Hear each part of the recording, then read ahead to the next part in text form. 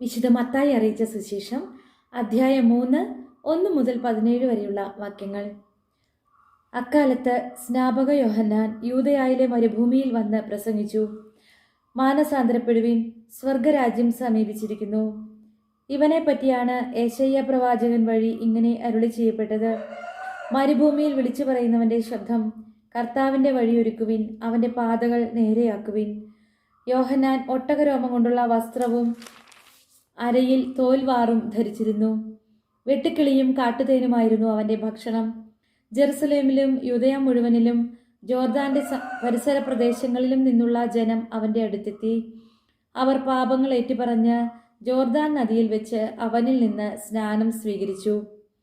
അനേകം ഫരിസയരും സദുക്കായരും സ്നാനമേൽക്കാൻ വരുന്നത് കണ്ട് യോഹന്നാൻ അവരോട് പറഞ്ഞു, അണലി സന്തതികളെ, ആസന്നമായ ക്രോധത്തിൽ നിന്ന് ഓടിയകലാൻ നിങ്ങൾക്ക് മുന്നറിയിപ്പ് നൽകിയത് ആരാണ്? മാനസാന്തരത്തിന് യോജിച്ച ഫലം പുറപ്പെടുവിക്കുവിൻ. ഞങ്ങൾക്ക് പിതാവായി അബ്രാഹമുണ്ട് എന്ന് പറഞ്ഞ് അഭിമാനിക്കേണ്ട. ഈ കല്ലുകളിൽ നിന്ന് അബ്രാഹത്തിന് സന്താനങ്ങളെ പുറപ്പെടുവിക്കുവാൻ ദൈവത്തിന് കഴിയുമെന്ന് ഞാൻ നിങ്ങളോട് പറയുന്നു. വൃക്ഷങ്ങളുടെ വേരിന് കോടാലി വച്ചു കഴിഞ്ഞു. നല്ല ഫലം കായ്ക്കാത്ത വൃക്ഷങ്ങളെല്ലാം വെട്ടി തീയിലെറിയും. മാനസാന്തരത്തിനായി ഞാൻ ജലം കൊണ്ട് നിങ്ങളെ സ്നാനപ്പെടുത്തി. എൻ്റെ പിന്നാലെ വരുന്നവൻ എന്നേക്കാൾ ശക്തൻ. അവൻ്റെ ചെരുപ്പ് വഹിക്കാൻ പോലും ഞാൻ യോഗ്യനല്ല.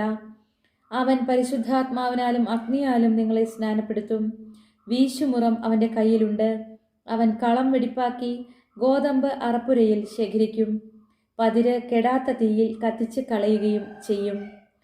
യേശു യോഹന്നാനിൽ നിന്ന് സ്നാനം സ്വീകരിക്കുവാൻ ഗലീലയിൽ നിന്ന് ജോർദാനിൽ അവൻ്റെ അടുത്തേക്ക് വന്നു.